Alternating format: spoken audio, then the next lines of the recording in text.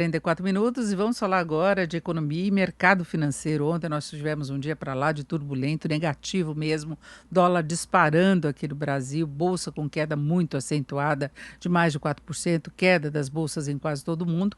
Hoje, desde amanhã, a gente vê as bolsas uma tentativa de recuperação. Agora a bolsa aqui no Brasil sobe 0,46%, mas aos 95.811 pontos, Ibovespa perdeu aquele patamar dos 100 mil pontos, que ele chegou à faixa dos 103 não faz muito tempo, mas o dólar resiste em alta, sobe agora 0,21%, cotação de venda do comercial passa dos R$ 5,77, hoje o dólar já bateu de novo nos 5,79. E é sobre os fatores que estão influenciando aí o humor do mercado que nós vamos conversar agora com o Caio Megali, que é economista-chefe da XP Investimentos. Pouco tempo atrás ele era da equipe econômica também, diretor de programas da Secretaria Especial da Fazenda do Ministério da Economia. Caio Megali, boa tarde. Boa tarde, Denise. Boa tarde a todos. Bom, Caio, a gente está vendo o mercado um pouco mais bem-humorado hoje, não é? Pelo menos Bolsa de Valores tentando uma recuperação, porque o tombo foi muito pesado. Aí nós temos alguns fatores externos, não é? Saiu o PIB dos Estados Unidos, até uma recuperação importante. Agora, aqui no Brasil, o dólar tem sido muito termômetro de expectativas domésticas também, não é? De fato, os mercados sentiram muito essa discussão sobre novos fechamentos, medidas de distanciamento na Europa, né, onde os casos de coronavírus, tanto de contaminação quanto de hospitalizações, etc., está subindo, preocupa, né, traz na cabeça das pessoas, né, aquele cenário de março, abril do ano passado, do primeiro semestre, né, desse ano, e assusta um pouco. É claro que ainda é restrito na Europa, a Ásia está bastante controlada, os Estados Unidos, sinais mistos, aqui na América Latina as coisas ainda estão para o lado positivo, mas também no primeiro semestre começou na Europa e se espalhou. Então, é uma preocupação com o crescimento global para frente, né, e é por isso que as bolsas sentiram. Os dados correntes, né, você mencionou o PIB americano, eles mostram que, de fato, o segundo semestre deste ano estava vindo uma recuperação boa. O primeiro semestre foi muito ruim, né, com a queda né, com o impacto da Covid.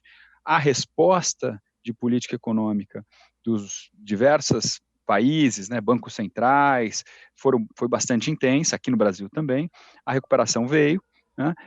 Só que agora a dúvida é sobre a segunda onda. Então, os mercados reagiram bem lá atrás e agora deram uma corrigida ontem.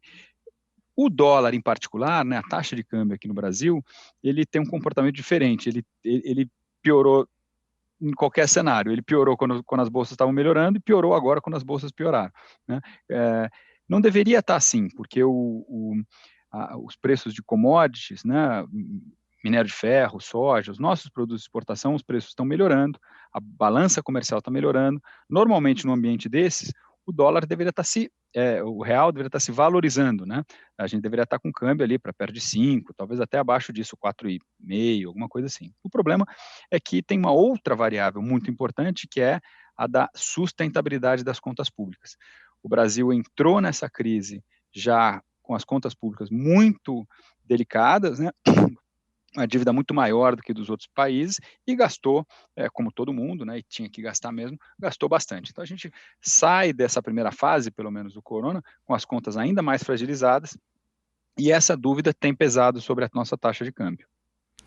Vários analistas têm ressaltado esse ponto, né, que no final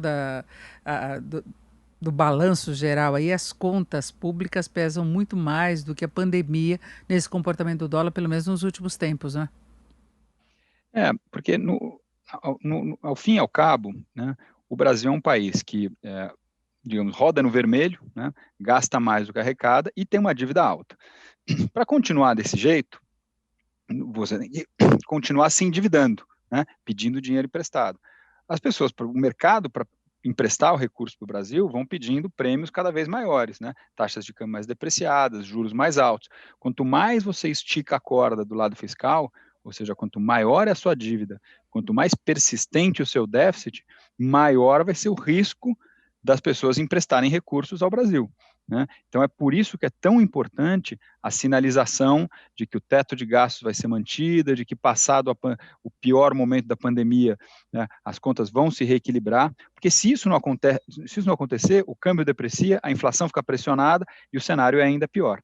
Então, se naquele momento crítico da pandemia, abril, maio desse ano, era tão importante gastar mais, agora, né, numa fase mais avançada, em que a nossa dívida já cresceu demais, é importante sinalizar que as nossas contas vão ser sustentáveis, e se não vamos sair do vermelho agora, pelo menos temos um plano crível para sair do vermelho. Agora, é exatamente por isso que houve uma certa frustração com o comunicado de ontem do Copom, né? Já era esperada a manutenção da Selic em 2% ao ano, só que se imaginava que o Banco Central fizesse um alerta maior nesse sentido, nesses pontos que você está colocando, né? Olha, o Banco Central avalia a inflação de médio e longo prazo, né, que é onde a política monetária, as taxas de juros fazem mais diferença. Por hora, nós temos um cenário em que há risco fiscal, mas a sinalização firme do governo tem sido de que o teto de gastos não vai ser rompido, né, e nós temos uma pressão de inflação de curto prazo que tende a se dissipar ao longo do tempo, né? O Banco Central faz essa avaliação, o Banco Central tem que ser frio, né? Ele tem que ser analítico, ele não pode se deixar levar pelos humores de curto prazo. Eu acho que ele fez uma boa comunicação, né? Uma comunicação certeira, de que está confiante de que, passado esse momento de incerteza, o teto de gastos vai ser mantido, né? A inflação vai voltando a ficar comportada, mas ao mesmo tempo ele diz, estou de olho, se precisar eu reajo, né? E de fato os riscos mais recentemente aumentaram de ele ter que fazer uma reação antes do esperado. É, mas aí ele manteve aquela frase lá de estímulo, que se houver condição, seria um espaço muito pequeno, dando a entender que, de repente, ele ainda conta com aquela possibilidade de alguma redução adicional dos juros. Podia ter tirado essa frase, né, Caio? Ele tirou uma outra parte que dizia o seguinte, olha, se tiver espaço ele vai ser pequeno, e a maneira com que eu vou cortar os juros vai ser bastante gradual, não sei o quê. Ele dizia isso antes. Agora ele tirou essa parte. Então, eu acho que ele não fechou completamente a porta para novas cortes de juros, mas se ela já era bastante remota antes, agora acho que é praticamente inexistente. O que nós estamos olhando mesmo é a manutenção do juro a 2%, que já é bastante baixo, né? A inflação está até mais alta do que isso, a gente está com juro real negativo, vai ser importante para a retomada do crédito e tudo, né? E entender quando que ele vai começar a subir para um nível que seja um nível um pouco mais equilibrado, que na nossa visão aqui é entre 5% e 6%. Né? Se as coisas andarem bem, se o fiscal ficar controlado, a inflação reequilibrar, a taxa de câmbio voltar um pouquinho, ele pode ficar com 2% por bastante tempo, garantir uma retomada melhor o ano que vem, e aí começa a subir bem devagarzinho lá no final do ano que vem. Se o fiscal desandar, as expectativas de inflação começam a piorar mais, e para prazos mais longos, aí ele vai ter que reagir antes. Bom, a gente vê o dólar ainda oscilando muito, inclusive enquanto a gente está conversando aqui, o mercado tentando ter um movimento um pouco mais positivo, Caio, mas enquanto não houver definição daquelas medidas prioritárias em relação à questão fiscal, você acha que essa pressão continua? A pressão continua e a volatilidade continua, porque, na verdade, essa decisão do teto de gastos, ela começou a ser questionada quando surgiu a possibilidade de aumentar o Bolsa Família, ou prorrogar o auxílio emergencial, ou criar o Renda Cidadã, que seria um gasto maior. Tal. São gastos importantes, né? Mas eles precisam caber dentro do nosso orçamento. E começou-se a flertar com possibilidades de acomodar esses gastos dentro do teto, ou seja, mudar a regra, aumentar o teto, etc., que para quem já está com a corda meio no pescoço, seria muito ruim. De lá para cá, esse risco diminuiu, as sinalizações, não, né, tanto do governo quanto do parlamento, são de que não, a regra vai ser cumprida, o Tribunal de Contas vem mostrando a importância disso, mas a decisão ficou sob júdice. Né? O presidente falou o seguinte, olha, até o fim das eleições eu não quero essa discussão mais. E tudo foi postergado para depois, pelo menos do primeiro turno das eleições municipais. Então, até lá, eu acho que vai ter rumor, acho que vai ter uma declaração aqui e ali que pode fazer o mercado melhorar ou piorar, mas o que precisa agora é dessa definição. A nossa percepção é que, especialmente, né, como eu falei, por esse alinhamento muito claro do Ministério da Economia, os congressistas mais experimentados nessa área, o Tribunal de Contas, as próprias sinalizações do presidente sobre a importância da gestão fiscal, a nossa impressão é que o que vai aparecer pós-eleição é um projeto que respeita o teto de gastos da maneira como nós conhecemos ele hoje. De qualquer forma, no entanto, a pressão vai continuar para frente, né? A gente ganha alguns meses, ela pode voltar o ano que vem, pode voltar em 2022, que é ano de eleição, a dívida vai ficar alta por muito tempo, a gente não vai conseguir resolver esse problema do dia para a noite, então, por um bom tempo ainda, um pouco pela